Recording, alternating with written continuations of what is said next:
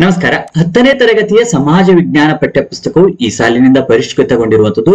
ಈ ಸಮಾಜ ವಿಜ್ಞಾನ ಪರಿಷ್ಕೃತಗೊಂಡಿರುವಂತಹ ಭಾಗ 2 ಪಠ್ಯ ಪುಸ್ತಕದಲ್ಲಿ ಬರುವಂತಹ 21ನೇ ಅಧ್ಯಾಯ ಭಾರತದ ವಿದೇಶಾಂಗ ನೀತಿ ಹಾಗೂ ಜಾಗತಿಕ ಸವಾಲುಗಳು ಅಧ್ಯಾಯ ಆಗಿರುವಂತದ್ದಾಗಿದೆ.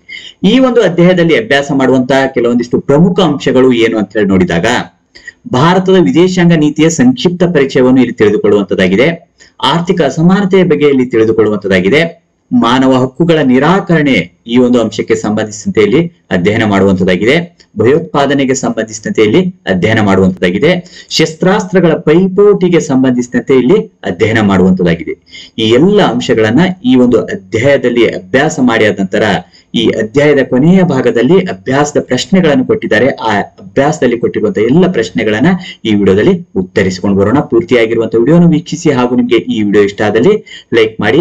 10ನೇ ತರಗತಿಯ ಪರೀಕ್ಷಾ ದೃಷ್ಟಿಯ ಜೊತೆಗೆ ಸ್ಪರ್ಧಾತ್ಮಕ ಪರೀಕ್ಷೆ ಸಿದ್ಧತೆ ನಡೆಸ್ತಾ ಇರುವಂತಹ ಸ್ನೇಹಿತ ಮಿತ್ರರಿಗೂ ಉಪಯೋಗಕಾರಿಯಾಗಿರುವಂತಹ ಅಂಶಗಳು ಈ ಒಂದು ಅಧ್ಯಾಯದಲ್ಲಿ ಒಳಗೊಂಡಿರುವಂತದ್ದಾಗಿದೆ.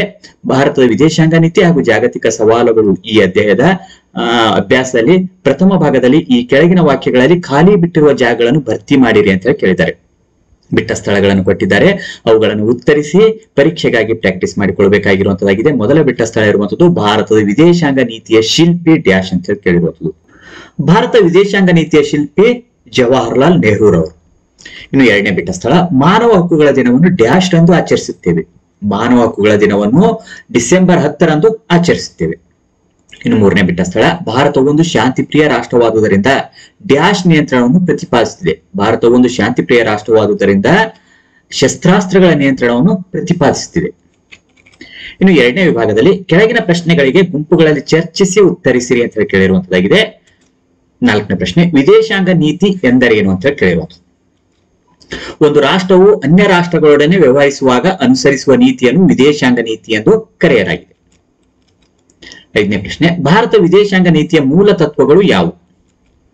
ಭಾರತ ವಿದೇಶಾಂಗ ನೀತಿಯ ಮೂಲ ತತ್ವಗಳು ವಸಾಹತುಶಾಹಿತ್ವಕ್ಕೆ ವಿರೋಧ, ಸಾಮ್ರಾಜ್ಯಶಾಹಿತ್ವಕ್ಕೆ ವಿರೋಧ, ವರ್ಣಭೇದ ನೀತಿಗೆ ವಿರೋಧ, ಅಲಿಪ್ತ ನೀತಿ, ಆಫ್ರಿಕಾ ಮತ್ತು ಏಷ್ಯಾದ ಪ್ರಗತಿಗೆ ಪ್ರಥಮ ಆದ್ಯತೆ, ನಿಶಸ್ತ್ರೀಕರಣಕ್ಕೆ ಬೆಂಬಲ, ವಿಶ್ವಸಂಸ್ಥೆ ಮತ್ತು ವಿಶ್ವಶಾಂತಿಗೆ ಬೆಂಬಲ. ಇನ್ನು ಆರನೇ ಪ್ರಶ್ನೆ ದ್ವಿತೀಯ ಮಹಾಯುದ್ಧ ನಂತರ ಎದುರಾದ ಜಾಗತಿಕ ಸವಾಲುಗಳು ಯಾವುವು ಅಂತ ಹೇಳಿ ಕೇಳಿರುವುದು. ಜಾಗತಿಕವಾಗಿ ಮಾನವ ಹಕ್ಕುಗಳ ನಿರಾಕರಣೆ, ಶಸ್ತ್ರಾಸ್ತ್ರಗಳ ಪೈಪೋಟಿ, ಆರ್ಥಿಕ ಅಸಮಾನತೆ, ವರ್ಣಭೇದ ನೀತಿ ಹಾಗೂ ಭಯೋತ್ಪಾದಕತೆಯಂತಹ ಹಲವಾರು ಸವಾಲುಗಳು ಇವುಗಳು ದ್ವಿತೀಯ ಮಹಾಯುದ್ಧದ ನಂತರ ಎದುರಾದ ಜಾಗತಿಕ ಸವಾಲುಗಳಾಗಿವೆ.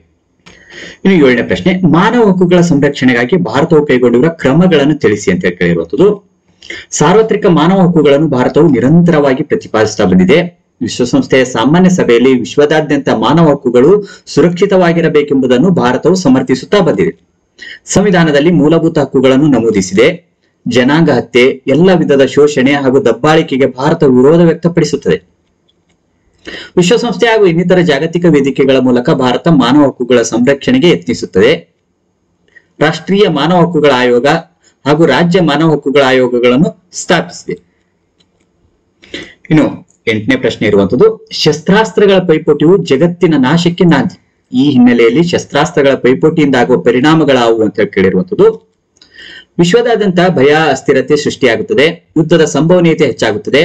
ವಿಶ್ವಶಾಂತಿ ಸ್ಥಾಪನೆಗೆ ಅಡ್ಡಿಯಾಗುತ್ತದೆ. ಆರ್ಥಿಕವಾಗಿ ನಷ್ಟದಾಯಕ ಸ್ಥಿತಿ ಹಾಗೂ ಆರ್ಥಿಕ ಅಸ್ಥಿರತೆಗೆ ದಾರಿ ಮಾಡಿಕೊಡುತ್ತದೆ.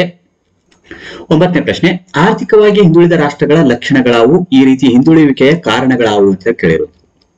ಆರ್ಥಿಕವಾಗಿ ಹಿಂದುಳಿದ ರಾಷ್ಟ್ರಗಳ ಲಕ್ಷಣಗಳು ಬಡತನ ಹಾಗೂ ನಿರುದ್ಯೋಗ ಪ್ರಮಾಣ ಹೆಚ್ಚಾಗಿರುತ್ತದೆ. ನೈಸರ್ಗಿಕ ಸಂಪನ್ಮೂಲಗಳ ಬಳಕೆ ಅಸಮರ್ಪಕವಾಗಿರುತ್ತದೆ. ಶಿಕ್ಷಣದ ಗುಣಮಟ್ಟ ಕಳಪೆಯಾಗಿರುತ್ತದೆ. ಅನಾರೋಗ್ಯ ಹಾಗೂ ಅಪೌಷ್ಟಿಕತೆ ಹೆಚ್ಚಾಗಿರುತ್ತದೆ. ತಂತ್ರಜ್ಞಾನದ ಕೊರತೆ ಹೆಚ್ಚಾಗಿರುತ್ತದೆ. ಮೂಲಭೂತ ಸೌಕರ್ಯಗಳ ಕೊರತೆ ಕಂಡುಬರುತ್ತದೆ.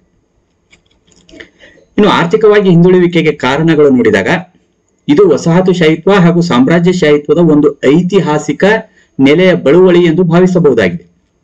ಐರೋಪ್ಯ ರಾಷ್ಟ್ರಗಳು ಆಫ್ರಿಕಾ, ಏಷ್ಯಾ ಹಾಗೂ ಲ್ಯಾಟಿನ್ ಅಮೆರಿಕನ್ ರಾಷ್ಟ್ರಗಳಲ್ಲಿ ತಮ್ಮ ವಸಾಹತುಗಳನ್ನು ಸ್ಥಾಪಿಸಿದವು. ಈ ಸಾಮ್ರಾಜ್ಯಶಾಹಿತ್ವ ಮತ್ತು ವಸಾಹತುಶಾಹಿತ್ವದಿಂದಾಗಿ ಏಷ್ಯಾ, ಆಫ್ರಿಕಾ ಮತ್ತು ಲ್ಯಾಟಿನ್ ಅಮೆರಿಕಾದ ರಾಷ್ಟ್ರಗಳ ಸಂಪನ್ಮೂಲಗಳನ್ನು ಲೂಟಿ ಮಾಡಲಾಯಿತು. ಇದರಿಂದಾಗಿ ಏಷ್ಯಾ, ಆಫ್ರಿಕಾ ಮತ್ತು ಲ್ಯಾಟಿನ್ ಅಮೆರಿಕಾದ ರಾಷ್ಟ್ರಗಳು ಆರ್ಥಿಕವಾಗಿ ತೀರಾ ಹಿಂದುಳಿದವು. ಇನ್ನು 10ನೇ ಪ್ರಶ್ನೆ ಆರ್ಥಿಕ ಅಸಮಾನತೆಯ ನಿವಾರಣೆಗಾಗಿ ಭಾರತದ ಪ್ರಯತ್ನಗಳನ್ನು ತಿಳಿಸಿ ಅಂತ ಕೇಳಿರುವಂತದ್ದು. ಭಾರತ ಅಲಿಪ್ತ ನೀತಿಯನ್ನು ಜಗತ್ತಿನಲ್ಲಿ ಮುಂದುವರಿಸಿತು. ಯಾವುದೇ ಷರತ್ತುಗಳಿಲ್ಲದೆ ಮುಂದುವರಿದ ದೇಶಗಳು ಬಡ ರಾಷ್ಟ್ರಗಳಿಗೆ ಆರ್ಥಿಕ ನೆರವು ನೀಡಬೇಕೆಂಬ ನೀತಿಯನ್ನು ಪ್ರತಿಪಾದಿಸಿದೆ. ಹಲವು ಬಡ ರಾಷ್ಟ್ರಗಳಿಗೆ ಭಾರತವು ನೆರವು ನೀಡುತ್ತಾ ಬಂದಿದೆ. ತನ್ಮೂಲಕ ಹಿಂದುಳಿದ ರಾಷ್ಟ್ರಗಳ ಆತ್ಮಗೌರವವನ್ನು ಭಾರತ ಎತ್ತಿ ಹಿಡಿಯಲು ಸಹಕರಿಸಿದೆ. ಅದರೊಂದಿಗೆ ಶ್ರೀಮಂತ ರಾಷ್ಟ್ರಗಳ ಬಂಡವಾಳವೂ ಕೂಡ ಬಡ ರಾಷ್ಟ್ರಗಳಿಗೆ ಹರಿದು ಬರುವಂತೆ ಯತ್ನಿಸಿದೆ. ಇನ್ನು 11ನೇ ಪ್ರಶ್ನೆ, ಭಯೋತ್ಪಾದಕತೆಯಿಂದ ಉಂಟಾಗುವ ಪರಿಣಾಮಗಳಾವು ಅಂತ ಹೇಳಿ ಕೇಳಿರುವಂತದ್ದು. ಭಯೋತ್ಪಾದನೆಯಿಂದ ಉಂಟಾಗುವ ದುಷ್ಪರಿಣಾಮಗಳು ಈ ರೀತಿಯಾಗಿವೆ. ವ್ಯಕ್ತಿಗಳ ಪ್ರಾಣಹಾನಿಯನ್ನು ಉಂಟು ಮಾಡುತ್ತದೆ, ಆಸ್ತಿ ಪಾಸ್ತಿಗಳ ನಷ್ಟ ಉಂಟು ಮಾಡುತ್ತದೆ, ಆರ್ಥಿಕ ಅಭಿವೃದ್ಧಿಗೆ ತಡೆ ಉಂಟು ಮಾಡುತ್ತದೆ, ಸಾಮಾಜಿಕ ಸಂಸ್ಕೃತಿಗೆ ಧಕ್ಕೆ ಉಂಟು ಮಾಡುತ್ತದೆ, ಮಾನಸಿಕ ವೇದನೆಯನ್ನು ನೀಡುತ್ತದೆ, ಕಾನೂನು ಸುವ್ಯವಸ್ಥೆಯ ನಿರ್ವಹಣೆಗೆ ಅಡ್ಡಿಯನ್ನುಂಟು ಮಾಡುತ್ತದೆ, ವಿವಿಧ ರಾಷ್ಟ್ರಗಳ ಜಾಗತಿಕ ಭದ್ರತೆಗೆ ಆತಂಕಕಾರಿಯಾಗಿದೆ. ಇನ್ನು 12ನೇ ಪ್ರಶ್ನೆ, ಭಯೋತ್ಪಾದನೆಯ ಸವಾಲನ್ನು ಎದುರಿಸಲು ಭಾರತವು ಕೈಗೊಂಡಿರುವ ಕ್ರಮಗಳಾವು ಅಂತ ಹೇಳಿ ಕೇಳಿರುವಂತದ್ದು.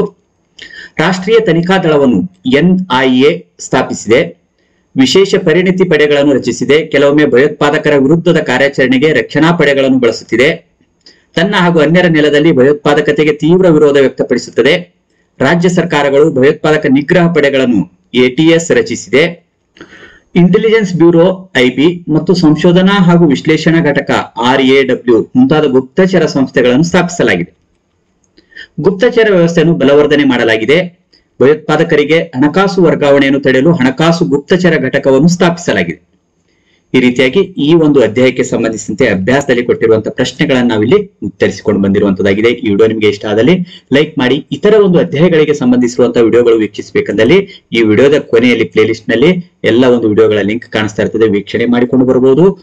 ಹಿಂದಿನ ವರ್ಷದ ಪ್ರಶ್ನೆ ಪತ್ರಿಕೆಗಳು ವೀಕ್ಷಿಸಬೇಕಂದಲ್ಲಿ ಡಿಸ್ಕ್ರಿಪ್ಷನ್ ಬಾಕ್ಸ್ ನ ಲಿಂಕ್ ಇರ್ತದೆ, ವೀಕ್ಷಣೆ ಮಾಡಿಕೊಂಡು ಬರಬಹುದು. ಮತ್ತೆ ಮುಂದಿನ ಭಾಗದಲ್ಲಿ ಇನ್ನಷ್ಟು ಮಾಹಿತಿಗಳೊಂದಿಗೆ ಭೇಟಿಯಾಗೋಣ. ಧನ್ಯವಾದಗಳು.